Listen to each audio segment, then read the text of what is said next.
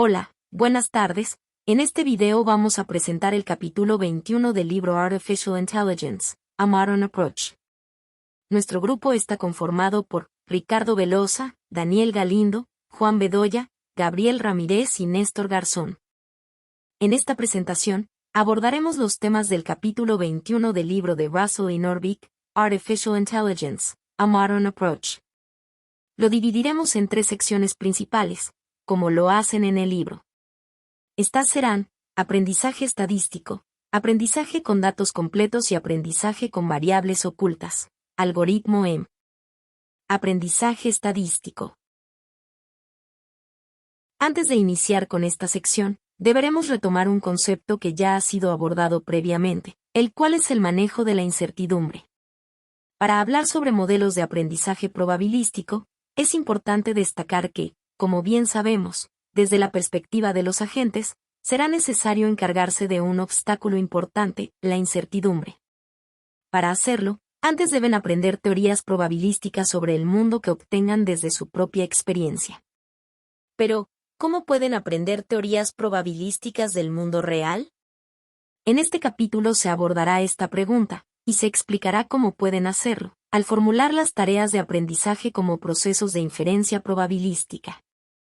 El aprendizaje estadístico está motivado por la idea de que podemos utilizar datos para aprender sobre el mundo y hacer predicciones o tomar decisiones basadas en nuestras creencias. Por ejemplo, podemos utilizar datos de pacientes anteriores para aprender un modelo que prediga la probabilidad de padecer una determinada enfermedad dados unos síntomas. O podemos utilizar datos de partidas anteriores para aprender un modelo que juegue al ajedrez o al Go. Pero, ¿cómo se aprenden estos modelos a partir de los datos? ¿Y cómo evaluamos su rendimiento y elegimos entre distintos modelos? Estas son las principales preguntas a las que intenta dar respuesta el aprendizaje estadístico. El primer paso en el aprendizaje estadístico es definir un modelo probabilístico que represente nuestras suposiciones e hipótesis sobre el dominio. Un modelo probabilístico es una descripción matemática de un conjunto de variables aleatorias y sus relaciones, que puede utilizarse para calcular probabilidades de diversos sucesos o resultados. Por ejemplo, un modelo probabilístico para el diagnóstico de enfermedades podría ser una red bayesiana que codifica las dependencias causales entre síntomas y enfermedades. O un modelo probabilístico para el ajedrez podría ser un proceso de decisión de Markov que codifica las recompensas y las transiciones entre los estados del tablero. El segundo paso del aprendizaje estadístico consiste en estimar los parámetros del modelo a partir de los datos. Los parámetros son los valores numéricos que especifican los detalles del modelo, como las probabilidades de síntomas de determinadas enfermedades o las recompensas de los estados del tablero. Los datos son las observaciones o medidas que hemos recogido o generado a partir del dominio, como los síntomas y diagnósticos de los pacientes o las jugadas y resultados de los juegos.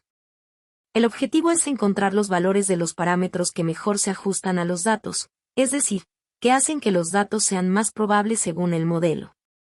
Existen 2 enfoques principales para la estimación de parámetros: máxima verosimilitud, maximum likelihood, y la inferencia bayesiana o Bayesian learning. La máxima verosimilitud se basa en encontrar los valores de los parámetros que maximizan la función de verosimilitud, que es la probabilidad de los datos dados el modelo y los parámetros. La inferencia bayesiana se basa en hallar la distribución posterior, que es la probabilidad de los parámetros dados el modelo y los datos, utilizando la regla de Bayes, donde la D mayúscula representa todos los datos y la D minúscula representa su valor observado. Las cantidades clave en esta regla son la hypothesis prior, la probabilidad de H sub i, y la verosimilitud o la likelihood, la probabilidad de D dado H sub i, y corresponde a la siguiente expresión. Ambos enfoques tienen ventajas e inconvenientes, dependiendo de la cantidad y calidad de los datos, la complejidad y flexibilidad del modelo y los conocimientos previos y supuestos sobre los parámetros. Veamos un ejemplo de cómo funcionan estos enfoques. Supongamos que queremos aprender un modelo probabilístico para lanzar una moneda. Suponemos que cada lanzamiento de moneda es independiente y tiene una probabilidad fija P de salir cara. Queremos estimar P a partir de unos datos, que consisten en n lanzamientos de monedas con K caras. El enfoque de máxima verosimilitud encuentra el valor de P que maximiza la función de verosimilitud, que es la siguiente expresión. Esta función tiene un máximo único en P igual a K sobre N, que también es igual a la media muestral de cabezas. Esto significa que la estimación de máxima verosimilitud de P es solo la fracción de cabezas en los datos. El enfoque de inferencia bayesiana encuentra la distribución posterior de la probabilidad de P dados los datos. Esta distribución depende de dos factores, la función de verosimilitud, probabilidad de data dado P, que ya hemos visto antes, y la distribución a priori, probabilidad de P, que codifica nuestras creencias iniciales sobre P antes de ver ningún dato. La distribución a priori puede elegirse arbitrariamente, pero debe reflejar algunas suposiciones razonables sobre P. Por ejemplo, podríamos utilizar una distribución a priori uniforme que asigne la misma probabilidad a todos los valores de P entre 0 y 1, o podríamos utilizar una distribución a priori beta que asigne más probabilidad a los valores de P cercanos a 0,5 que a los cercanos a 0 o 1. La distribución a posteriori puede calcularse utilizando el método de la ecuación de probabilidad. La distribución a posteriori puede calcularse utilizando la regla de Bass, pero puede que no tenga una expresión simple de forma cerrada. Sin embargo, podemos utilizar varios métodos para aproximarla numérica o analíticamente. Por ejemplo, si utilizamos una distribución a priori beta con los parámetros alfa y beta, podemos demostrar que la distribución a posteriori es también una distribución beta con los parámetros alfa más k y beta más n menos k. La distribución posterior nos da más información que una simple estimación puntual. Nos indica el grado de confianza que tenemos en diferentes valores de P dados los datos y nuestras creencias previas. Podemos utilizar varios estadísticos de resumen para describirla, como su media, moda, mediana, varianza o intervalos creíbles. Un estadístico de resumen común se denomina máxima a posteriori, MAP, que es similar a la máxima verosimilitud, pero en lugar de maximizar solo la función de verosimilitud, también tiene en cuenta la distribución a priori. La estimación MAP es el valor de P que maximiza la distribución posterior. La estimación MAP puede diferir de la estimación de máxima verosimilitud, dependiendo de la elección de la distribución a priori. Por ejemplo, si utilizamos una distribución a priori uniforme, entonces la estimación MAP es igual a la estimación de máxima verosimilitud, que es k/n. Pero si utilizamos una distribución a priori beta con alfa igual a beta igual a 2, entonces la estimación MAP es k más 1 sobre n más 2, que es ligeramente diferente. Otro estadístico de resumen común se denomina longitud de descripción mínima, MDL, que se basa en la idea de encontrar el modelo más simple que explique bien los datos. El principio MDL establece que el mejor modelo es el que minimiza la suma de dos términos, la longitud de la descripción del modelo y la longitud de la descripción de los datos dado el modelo. La longitud de una descripción puede medirse por el número de bits necesarios para codificarla utilizando algún esquema de codificación fijo. El enfoque MDL puede considerarse un compromiso entre ajuste y complejidad. Un modelo más complejo puede ajustarse mejor a los datos, pero también requiere más bits para describirlo. Un modelo más sencillo requiere menos bits para describirlo, pero puede que no se ajuste bien a los datos. El principio MDL intenta encontrar un equilibrio entre estos dos aspectos. Veamos cómo funciona el MDL en nuestro ejemplo de lanzamiento de una moneda. Supongamos que queremos comparar dos modelos, uno que asume una probabilidad fija P de cara para todos los lanzamientos, y otro que asume una probabilidad diferente P sub i para cada lanzamiento i. El primer modelo tiene un parámetro, P, y el segundo tiene n parámetros, P sub 1 hasta P sub n. El criterio MDL para elegir entre estos dos modelos es la longitud de la descripción del modelo más la longitud de la descripción de los datos dado el modelo. Para calcular estas longitudes, necesitamos especificar un esquema de codificación para codificar los modelos y los datos como cadenas de bits. Un posible esquema de codificación es utilizar fracciones binarias para codificar las probabilidades y dígitos binarios para codificar los resultados. Por ejemplo, podemos codificar P igual a 0,75 como 0,11 y K igual a 3 como 0,11. Utilizando este esquema de codificación, podemos calcular el criterio MDL para cada modelo de la siguiente manera. El MDL del modelo 1 es la longitud de P más la longitud de K dado P, que será igual a menos el logaritmo base 2 de P, menos el logaritmo base 2 de 1 menos P, más el logaritmo base 2 de enero combinado K. Por otro lado, el MDL del modelo 2 es igual a la longitud de P sub 1 hasta P san n, más la longitud de K sub 1 hasta K sub n dado P sub 1 hasta P sub n, que a su vez será igual al negativo de la sumatoria del logaritmo en base 2 de P sub i, más el logaritmo en base 2 de 1 menos P sub i, más n.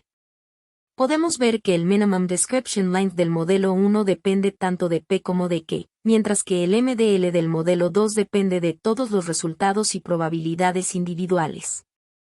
Podemos encontrar los valores que minimizan estos criterios tomando derivadas y poniéndolas a cero. Para el modelo 1, obtenemos que el valor minimizador de P es igual a K sobre N, que es también la estimación de máxima verosimilitud.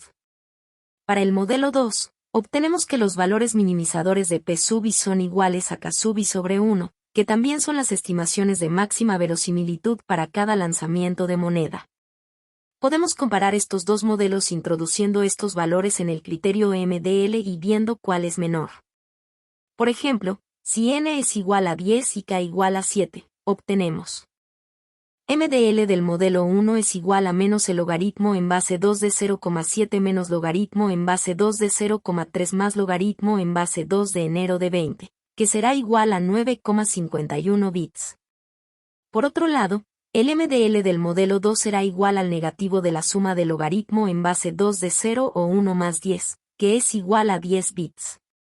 En este caso, el modelo 1 tiene un criterio MDL menor que el modelo 2, por lo que lo preferimos al modelo 2 según este principio. Aprendizaje con datos completos. La tarea general del aprendizaje de un modelo de probabilidad es la estimación de densidad. El término se aplicó originalmente a funciones de densidad de probabilidad para variables continuas, pero ahora se usa también para distribuciones discretas. La estimación de densidad es una forma de aprendizaje no supervisado.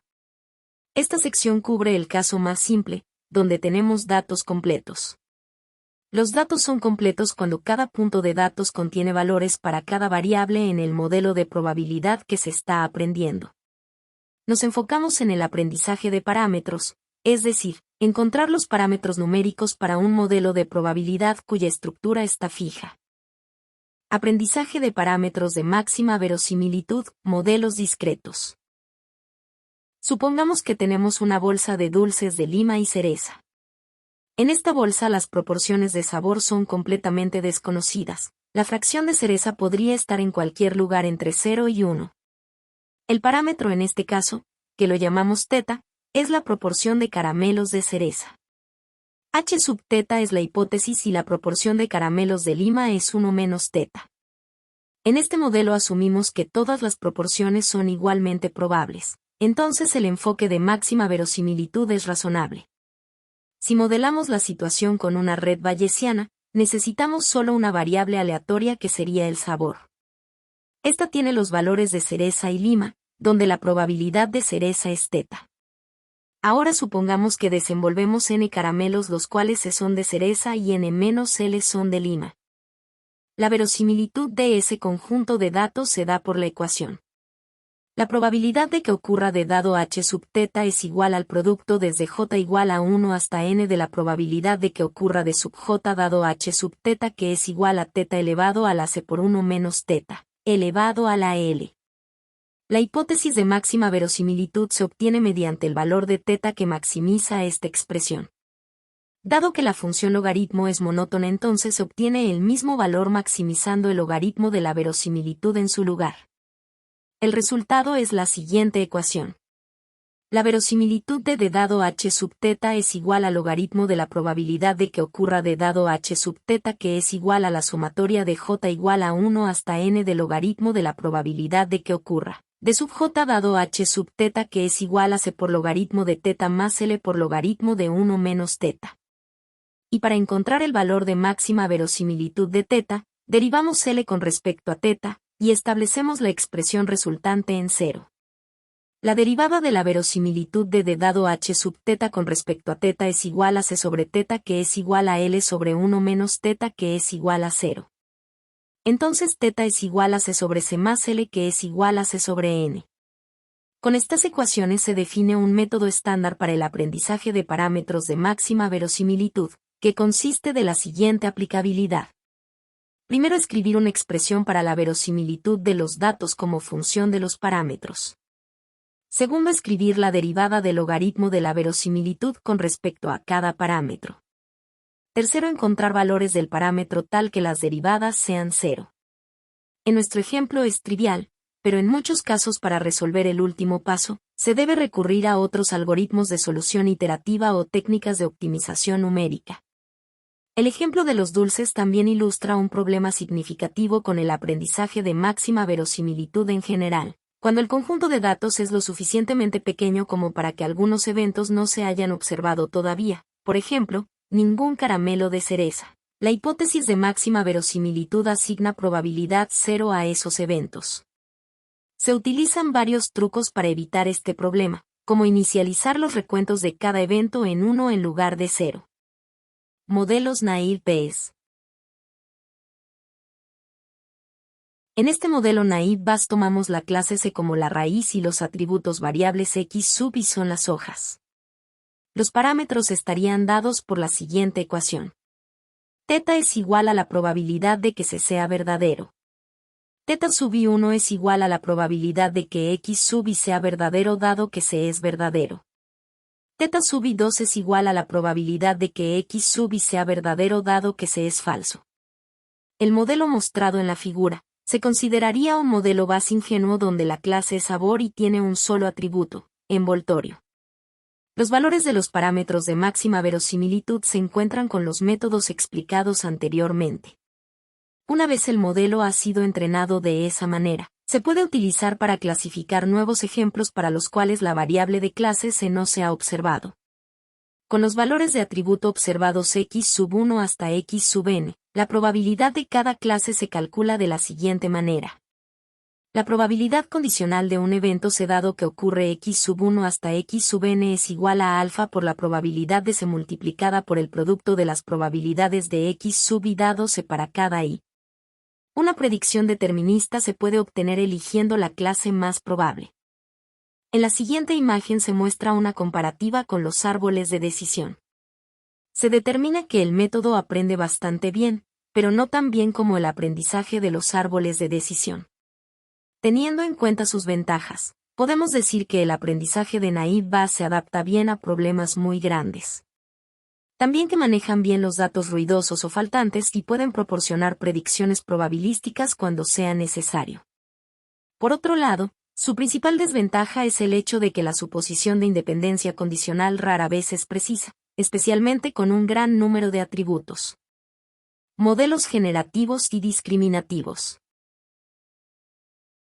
Se pueden distinguir dos tipos de modelos de aprendizaje automático utilizados para clasificadores, los generativos y los discriminativos.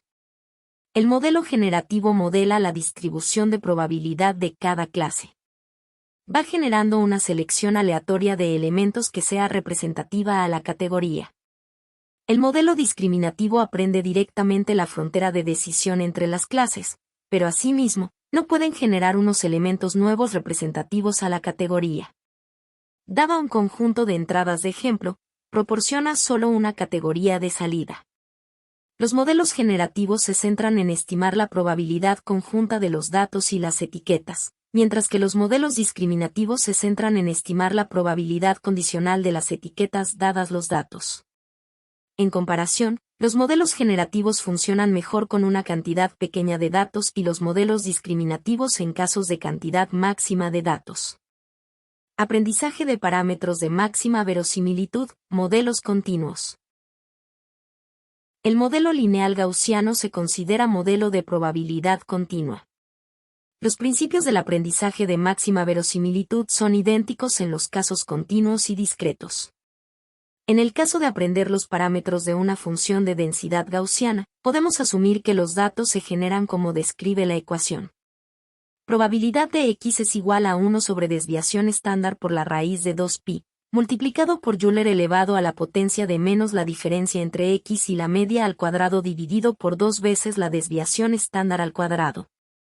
Los parámetros en este modelo son la media y la desviación estándar. Luego la verosimilitud logarítmica es la sumatoria de j igual a 1 hasta n del logaritmo de 1 sobre desviación estándar por la raíz de 2pi, multiplicado por Euler elevado a la potencia de menos la diferencia entre x y la media al cuadrado dividido por 2 veces la desviación estándar al cuadrado, que es igual a n por menos logaritmo de raíz cuadrada de 2pi menos logaritmo de la desviación estándar menos la sumatoria de j igual a 1 hasta n de x sub j menos la media al cuadrado, sobre 2 veces la desviación estándar al cuadrado. Estableciendo las derivadas a cero, obtenemos lo siguiente. Derivada de la verosimilitud con respecto a la media es igual a menos 1 sobre la desviación estándar al cuadrado por la sumatoria de j igual a 1 hasta n de x sub j menos la media, igual a 0. Entonces la media es igual a la sumatoria de x sub j sobre n. Derivada de la verosimilitud con respecto a la desviación estándar es igual a menos n sobre la desviación estándar, más 1 sobre la desviación estándar al cuadrado por la sumatoria de j igual a 1 hasta n de x sub j menos la media al cuadrado, igual a 0. Entonces la desviación estándar es igual a la raíz cuadrada de la sumatoria de x sub j menos la media al cuadrado sobre n. Esto significa que el valor de máxima verosimilitud de la media es el promedio muestral y el valor de máxima verosimilitud de la desviación estándar es la raíz cuadrada de la varianza muestral. Ahora si consideramos un modelo lineal gaussiano con un padre continuo x y un hijo continuo y tiene una distribución gaussiana cuya media depende linealmente del valor de x y cuya desviación estándar es fija.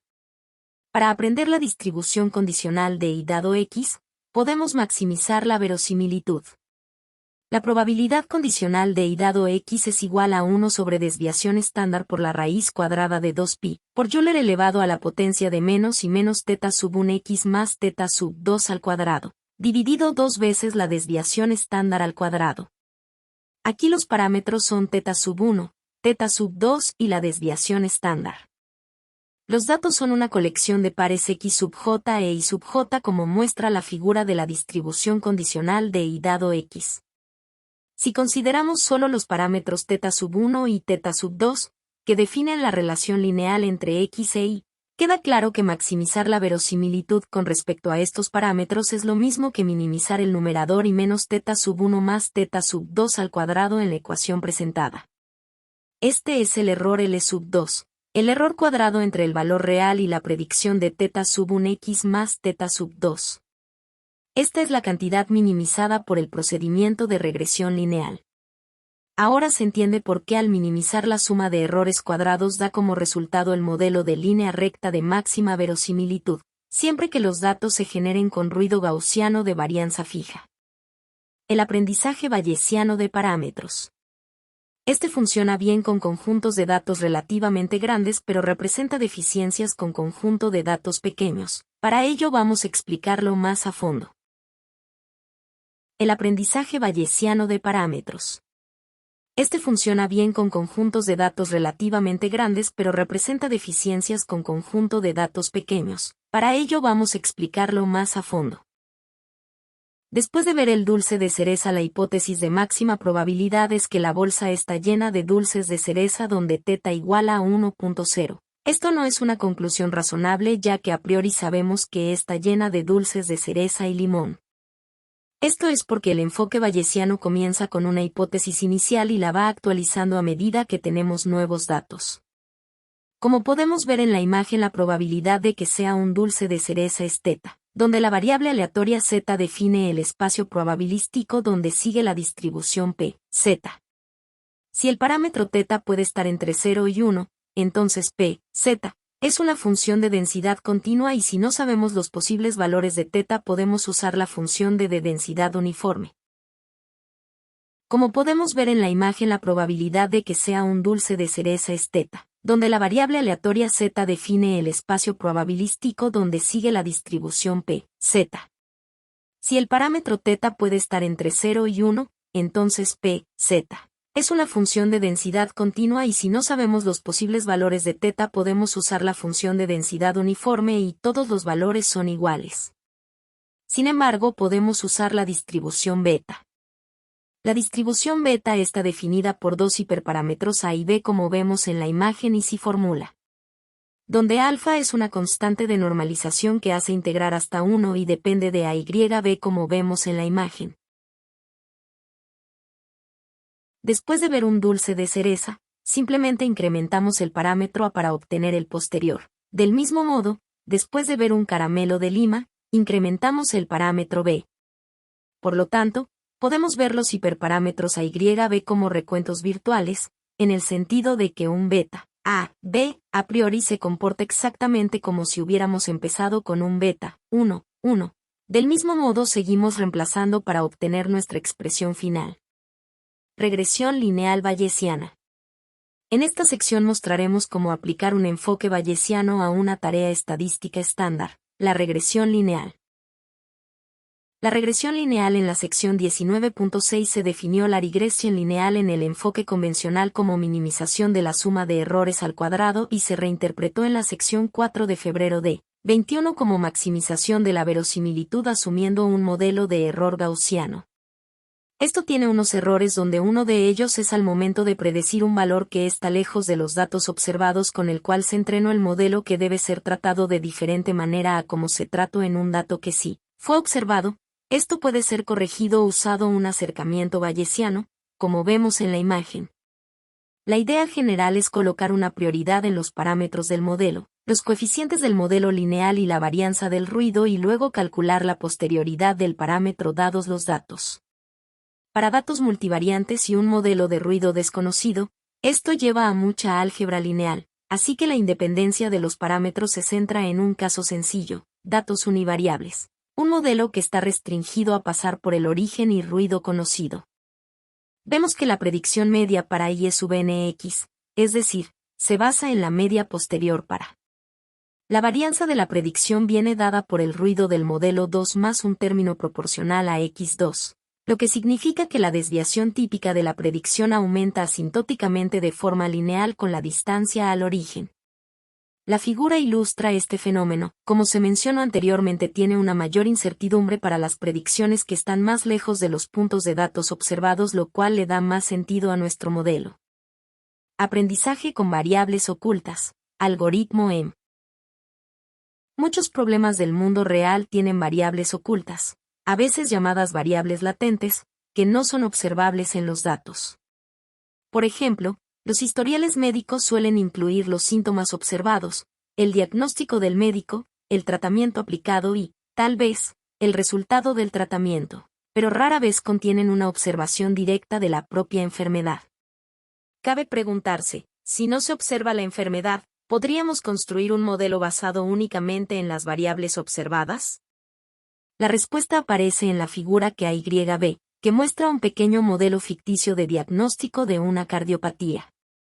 Ficticio de diagnóstico de una cardiopatía. Hay 3 factores predisponentes observables y 3 síntomas observables, que son demasiado deprimentes para nombrarlos. Supongamos que cada variable tiene 3 valores posibles, por ejemplo, ninguno, moderado y grave. Si se elimina la variable oculta de la red de A, se obtiene la red de B, el número total de parámetros aumenta de 78 a 708. Por lo tanto, especificar variables latentes en una red bayesiana puede reducir drásticamente el número de parámetros necesarios para aprender los parámetros. Para aprender los parámetros. Las variables ocultas son importantes, pero complican el problema del aprendizaje. En la figura A, por ejemplo, no es obvio cómo aprender la distribución condicional para cardioenfermedad, dados sus padres, porque no conocemos el valor de cardioenfermedad en cada caso. El mismo problema surge al aprender las distribuciones para los síntomas. En esta sección se describe un algoritmo llamado maximización de expectativas, OM, que resuelve este problema de forma muy general. Mostraremos 3 ejemplos y, a continuación, ofreceremos una descripción general. El algoritmo parece mágico al principio, pero una vez que se ha desarrollado la intuición, Se pueden encontrar aplicaciones para M en una amplia gama de aplicaciones. Aplicaciones de M en una amplia gama de problemas de aprendizaje. La agrupación no supervisada, unsupervised clustering, es el problema de discernir múltiples categorías en una colección de objetos. El problema es no supervisado porque las etiquetas de las categorías no están dadas. Por ejemplo, supongamos que registramos los espectros de 100.000 estrellas. En caso afirmativo, ¿cuántos tipos y cuáles son sus características? Todos estamos familiarizados con términos como gigante roja y enana blanca, pero las estrellas no llevan estas etiquetas en sus sombreros. Los astrónomos tuvieron que realizar una agrupación no supervisada para identificar estas categorías. La agrupación no supervisada comienza con los datos. La figura B muestra 500 puntos de datos, cada uno de los cuales especifica los valores de dos atributos continuos. Que especifica los valores de dos atributos continuos. Los puntos de datos pueden corresponder a estrellas, y los atributos podrían corresponder a intensidades espectrales en dos frecuencias concretas. A continuación, debemos saber qué tipo de distribución de probabilidad puede haber generado los datos. La agrupación supone que los datos se han generado a partir de una distribución mixta, P. Una distribución de este tipo tiene k componentes, cada uno de los cuales es una distribución en sí misma.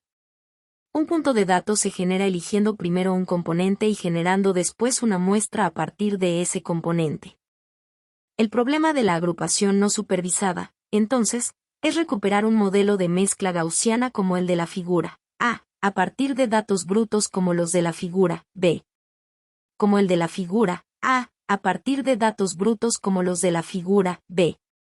Claramente, si supiéramos qué componente generó cada punto de datos, entonces sería fácil recuperar los componentes gaussianos. Bastaría con seleccionar todos los puntos de datos de un componente determinado y aplicar una versión multivariante de la ecuación,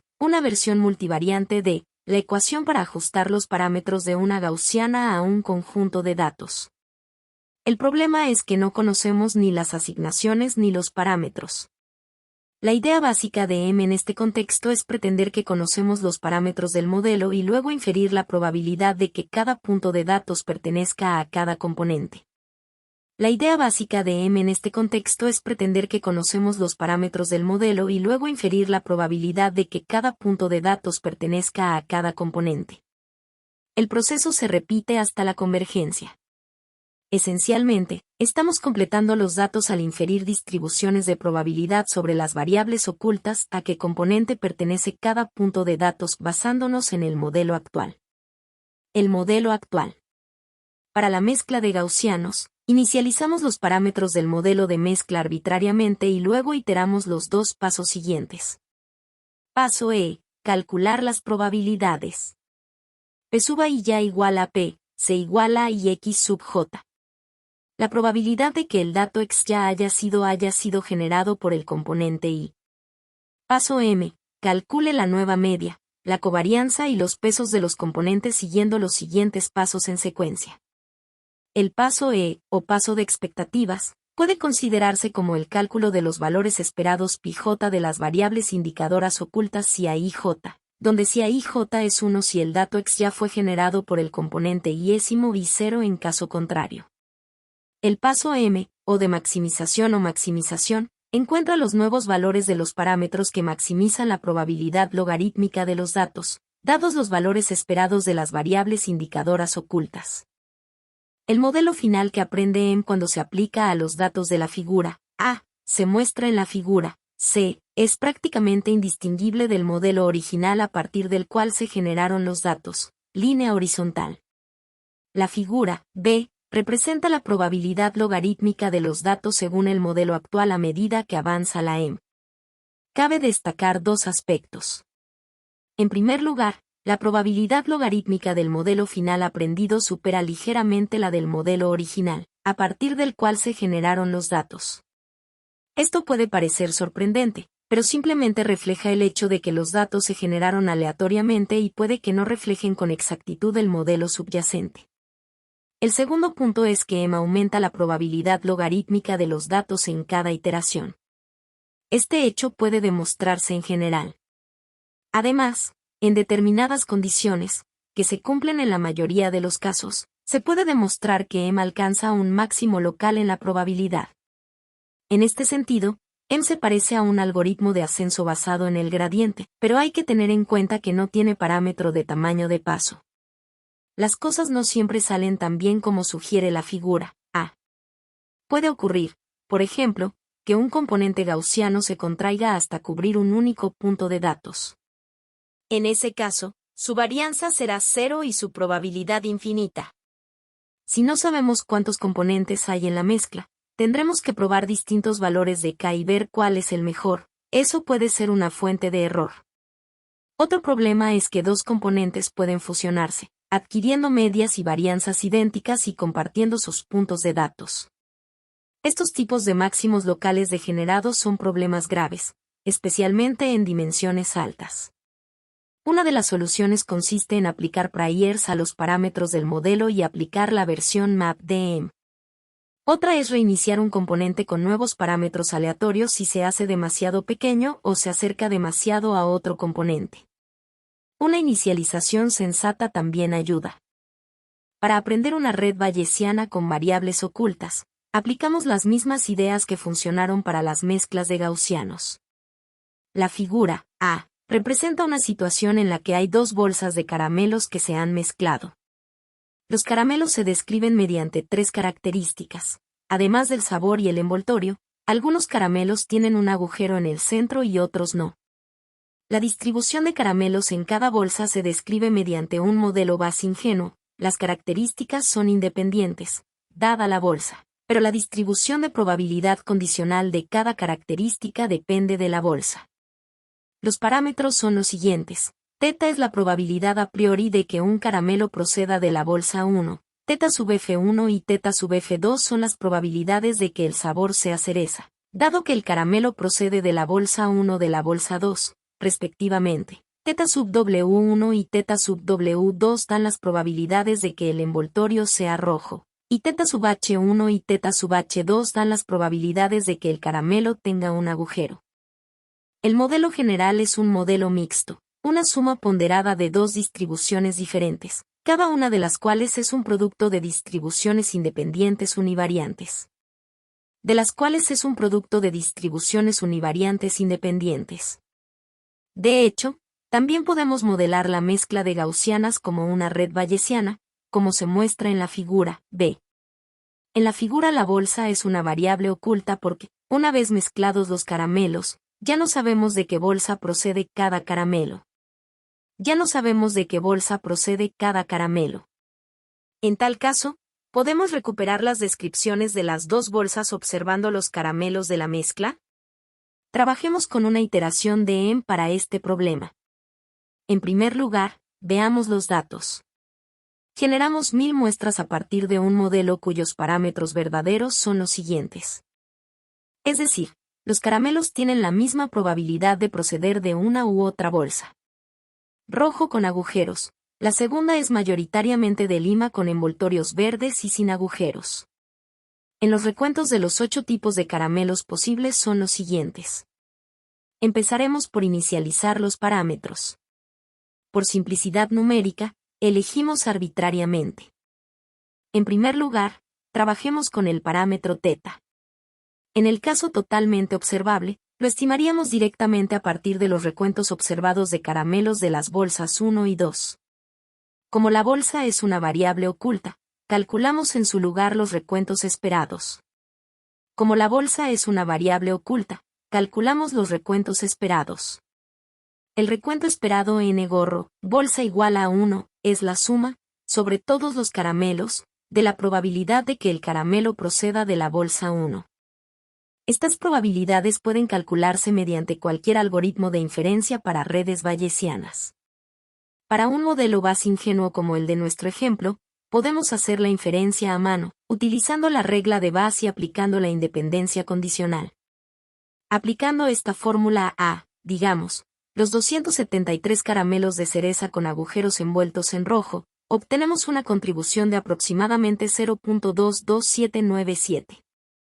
Siguiendo con los otros 7 tipos de caramelos de la tabla de recuentos, obtenemos 1 igual a 0.6124. Consideremos ahora los demás parámetros, como F1. En el caso totalmente observable lo estimaríamos directamente a partir de los recuentos observados de caramelos de cereza y lima de la bolsa 1. El recuento esperado de caramelos de cereza de la bolsa 1 viene dado por.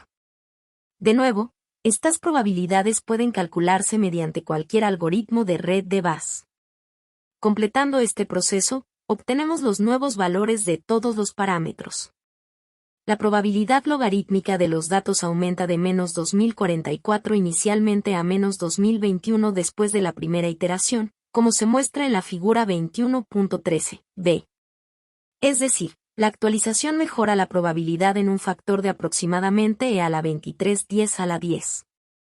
En la 10ª iteración, el modelo aprendido se ajusta mejor que el modelo original. Que el modelo original, L igual a menos 1982.214. A partir de entonces, el progreso es muy lento. Esto no es infrecuente con EM, y muchos sistemas prácticos combinan EM con un algoritmo basado en el gradiente como Newton-Raphson para la última fase del aprendizaje. Siguiendo con los otros 7 tipos de caramelos de la tabla de recuentos, obtenemos 1 igual a 0.6124. Consideremos ahora los demás parámetros, como F1. En el caso totalmente observable lo estimaríamos directamente a partir de los recuentos observados de caramelos de cereza y lima de la bolsa 1. El recuento esperado de caramelos de cereza de la bolsa 1 viene dado por. De nuevo, estas probabilidades pueden calcularse mediante cualquier algoritmo de red de Bayes. Completando este proceso, obtenemos los nuevos valores de todos los parámetros. La probabilidad logarítmica de los datos aumenta de menos 2044 inicialmente a menos 2021 después de la primera iteración, como se muestra en la figura 21.13b. Es decir, la actualización mejora la probabilidad en un factor de aproximadamente e a la 2310 a la 10. En la 10ª iteración, el modelo aprendido se ajusta mejor que el modelo original. Que el modelo original, L igual a menos 1982.214. A partir de entonces, el progreso es muy lento. Esto no es infrecuente con EM, y muchos sistemas prácticos combinan EM con un algoritmo basado en el gradiente como Newton-Raphson para la última fase del aprendizaje. Ahora vamos con un ejemplo, en donde utilizaremos el algoritmo EM para la estimación de frecuencia de la aparición de alelos de X tipo en la sangre. En este caso utilizaremos el sistema ABO para representar nuestros valores. El sistema ABO muestra el antígeno A, el antígeno B y sin antígenos o y sus 4 fenotipos observables A y B, A, B y O. Estos fenotipos surgen porque heredamos 2 alelos, uno de nuestro padre y uno de nuestra madre. Los alelos A y B son dominantes respecto al alelo O. Es decir, el fenotipo A surge con 2 alelos A o un alelo A y otro O. El caso del fenotipo B es igual. En el caso del fenotipo AB será un alelo A y otro B y por último el caso del fenotipo O será cuando los 2 alelos son O.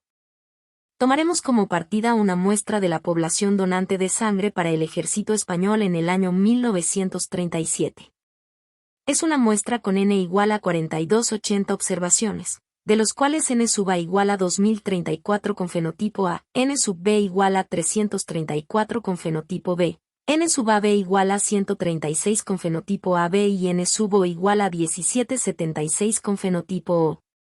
Si queremos estimar las frecuencias P sub A, P sub B y P sub O para cada uno de nuestros antígenos necesitamos emplear el algoritmo EM con los 4 fenotipos observados, y los subyacentes 6 genotipos. En la tabla observamos un resumen de lo anterior. Las probabilidades elegidas vienen dadas por la ley de Hardy-Weinberg, la cual establece que la composición genética de una población permanece en equilibrio mientras no actúe la selección natural ni ningún otro factor y no se produzca ninguna mutación. Los datos observados están dados por el vector de frecuencia psi. Además tenemos que P0 más PA más PB igual a 1. Por todo lo anterior no podemos aplicar el algoritmo directamente, sino que tenemos que dividir más las categorías. Quedarían como queda en la tabla. La opción más natural para escoger el vector de los datos completos x igual a n sub o, z a la t, todo elevado a la t, donde z es igual a n de a, n de a o, n de bb, n de bo, todo elevado a la t y representa el vector de los datos no observados y denotamos como el vector de parámetros que queremos calcular. Con todos estos datos la función de verosimilitud será la siguiente. Logaritmo de fx θ será igual a n doble a logaritmo natural de p sub a al cuadrado más n sub a o logaritmo natural de 2p sub a p sub o más n doble b logaritmo natural de p sub b al cuadrado más nb o logaritmo natural de 2 por pbp o más n sub a b logaritmo natural de 2p a pb más n sub o logaritmo natural de p sub o al cuadrado más logaritmo natural de n sobre n doble n a o n doble b n b o y a b y n o. El paso requiere únicamente el cálculo de la esperanza de 2.6, condicionada a los datos observados de la nuestra n sub a, n sub b, n sub a b y n sub o y al vector de parámetros obtenido en cada iteración del algoritmo. Nos fijamos en el primer elemento de z que es n sub doble a. Por lo explicado en una sección anterior es fácil verificar que este elemento tiene una distribución binomial con tamaño de la muestra NA y parámetro de probabilidad. Con θ de m, como vector de parámetros desconocidos que usamos en lugar de en la iteración, m más 1, del algoritmo. Luego obtenemos que el paso m del algoritmo en maximiza q, m, función que viene de la propiedad de convergencia reemplazando los términos con las fórmulas anteriores. Esta maximización podemos obtenerla introduciendo un multiplicador de Lagrange y buscando un punto de la función sin restricciones estacionarias. Así obtendremos el punto estacionario que queremos calcular. La solución resultante viene dada por las siguientes ecuaciones. En la siguiente tabla muestra el progreso de las iteraciones del algoritmo m comenzando por p sub 0 a igual a 0,3, p sub 0 b igual a 0,2 y p sub 0 o igual a 0,5. Luego nuestro vector de parámetros obtenido en este ejemplo será el siguiente. Vamos a estudiar si las frecuencias genotípicas se desvían significativamente de las que obtendríamos en equilibrio Hardy-Weinberg. Los valores esperados gracias a la ley de Hardy-Weinberg son las siguientes. Aplicamos una prueba de chi cuadrado. El valor crítico de chi cuadrado para un grado de libertad y p igual a 0.05 es 3.841. En nuestro caso el valor obtenido al realizar el test es 0,3291005 que es mucho menor. Por tanto, aceptamos la hipótesis nula, y consideramos que nuestra población se encuentra en equilibrio de Hardy-Weinberg. Nuestra última aplicación de M consiste en aprender las probabilidades de transición en modelos de Markov ocultos, HMM. Un modelo de Markov oculto puede representarse por una red dinámica de bus con una única variable de estado discreta. Cada punto de datos consiste en una secuencia de observación de longitud finita, por lo que el problema consiste en aprender las probabilidades de transición a partir de un conjunto de secuencias de observación. En un modelo de Markov oculto, las probabilidades de transición individuales del estado y al estado J en el momento T se describen con Z sub i es igual a la probabilidad de P de X sub T más 1 que es igual a J, X sub T es igual a I. Estas se repiten a lo largo del tiempo, por lo que Z sub i J T es igual a Z sub i J para todo T. Para estimar la probabilidad de transición del estado y al estado J, calculamos la proporción esperada de veces que el sistema experimenta una transición al estado J cuando se encuentra en el estado I. Θ sub i J entonces la sumatoria sub T de nx sub T más 1 igual a J, X sub T igual a I dividido en la sumatoria sub T de nx sub T igual a I. Los recuentos esperados se calculan mediante un algoritmo de inferencia HMM como el observado en la figura, el cual se puede modificar fácilmente para cumplir el objetivo. Un punto importante es que las probabilidades requeridas se obtienen suavizando en lugar de filtrando. El filtrado da la distribución de probabilidad del estado actual dado el pasado, pero el suavizado da la distribución teniendo en cuenta todas las pruebas, incluido lo que ocurre después de que se produzca una transición concreta. Hemos visto varias instancias del algoritmo M. Cada uno de ellos consiste en calcular valores esperados de las variables ocultas para cada ejemplo y, a continuación, volver a calcular los parámetros, utilizando los valores esperados como si fueran valores observados. valores esperados como si fueran valores observados. Sean X todos los valores observados en todos los ejemplos, que Z denote todas las variables ocultas de todos los ejemplos y que sean todos los parámetros del modelo de probabilidad. Parámetros del modelo de probabilidad. El algoritmo M es el siguiente. Esta ecuación es el algoritmo M en pocas palabras. El paso E es el cálculo de la sumatoria, que es la expectativa de la probabilidad logarítmica de los datos completados con respecto a la distribución P, que es la posterior sobre las variables ocultas, dados los datos. El paso M es la maximización de esta probabilidad logarítmica esperada con respecto a los parámetros. Para las mezclas de gaussianas, las variables ocultas son la z sub i j, donde z sub i j es 1 si el ejemplo j fue generado por el componente i. Para las redes VAS, z sub i j es el valor de la variable no observada x sub i en el ejemplo j. Para los HMM, si sub j es el estado de la secuencia en el ejemplo j en el tiempo t. Partiendo de la forma general, es posible derivar un algoritmo M para una aplicación específica una vez que se hayan identificado las variables ocultas apropiadas. Vamos a discutir el problema de cuando variables no observables afectan a los datos observables. En el caso más sencillo, un experto humano puede indicar al algoritmo de aprendizaje la existencia de determinadas variables ocultas, dejando al algoritmo la tarea de encontrarles un lugar en la estructura de la red. Por ejemplo, un algoritmo podría intentar aprender la estructura mostrada en la figura, dada la información de que EARTICEACE, una variable de 3 valores, debe incluirse en el modelo. Como en el caso de los datos completos, el algoritmo general tiene un bucle externo que busca en las estructuras y un bucle interno que ajusta los parámetros de la red dada la estructura. Si no se indica al algoritmo de aprendizaje que variables ocultas existen dos opciones. La primera es fingir que los datos son realmente completos, lo que puede obligar al algoritmo a aprender un modelo de parámetros intensivos. Por otro lado, la segunda consiste en inventar nuevas variables ocultas para simplificar el modelo. Este último enfoque puede aplicarse incluyendo nuevas opciones de modificación en la búsqueda de estructuras. Además de modificar los enlaces, el algoritmo puede añadir o eliminar una variable oculta. Afortunadamente, las variables ocultas recién inventadas suelen estar conectadas a variables preexistentes, por lo que un experto humano a menudo puede inspeccionar las distribuciones condicionales locales de la nueva variable y determinar su significado. Como en el caso de los datos completos, el aprendizaje de estructuras de máxima verosimilitud pura dará como resultado una red completamente conectada, además, sin variables ocultas, por lo que se requiere algún tipo de penalización por complejidad. También podemos aplicar MCMC para muestrear posibles estructuras de red, aproximando así el aprendizaje bayesiano. En el caso de los datos completos, el bucle interno es muy rápido para aprender los parámetros, basta con extraer las frecuencias condicionales del conjunto de datos. Cuando hay variables ocultas, el bucle interno puede implicar muchas iteraciones de M o un algoritmo basado en el gradiente, y cada iteración implica el cálculo posterior en una red de VAS, que es en sí mismo un problema NP difícil. Hasta la fecha, este enfoque ha demostrado ser poco práctico para el aprendizaje de modelos complejos.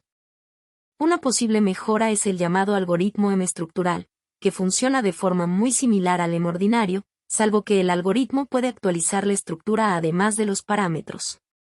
Del mismo modo que el M ordinario utiliza los parámetros actuales para calcular los recuentos esperados en la fase E, el M estructural puede actualizar la estructura y los parámetros.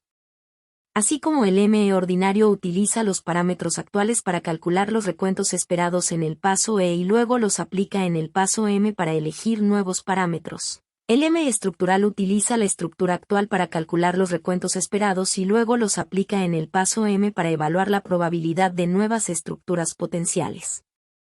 Esto contrasta con el método bucle externo / diagonal bucle interno, que calcula nuevos recuentos esperados para cada estructura potencial. El M estructural puede realizar varias alteraciones estructurales de la red sin volver a calcular los recuentos esperados, y es capaz de aprender estructuras de red de VAS no triviales. Además, el M estructural tiene un espacio de búsqueda sobre el espacio de estructuras en lugar del espacio de estructuras y parámetros.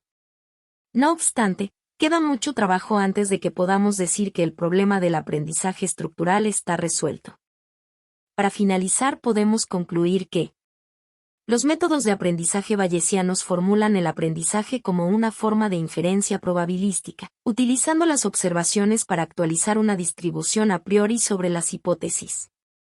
El aprendizaje máximo a posteriori, MAP, selecciona una única hipótesis más probable dados los datos. Se sigue utilizando la hipótesis a priori y el método suele ser más manejable que el aprendizaje bayesiano completo. El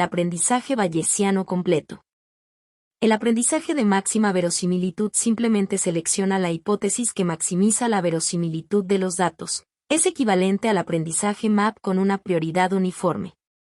En casos sencillos, como la regresión lineal y las redes bayesianas totalmente observables, las soluciones de máxima verosimilitud pueden hallarse fácilmente de forma cerrada. El aprendizaje Bayes-ingenuo es una técnica especialmente eficaz y escalable. Los modelos no paramétricos representan una distribución utilizando la colección de puntos de datos. Así, el número de parámetros crece con el conjunto de entrenamiento. Los métodos de proximidad consideran los ejemplos más cercanos al punto en cuestión, mientras que los métodos kernel forman una combinación ponderada por la distancia de todos los ejemplos. Una combinación ponderada por la distancia de todos los ejemplos.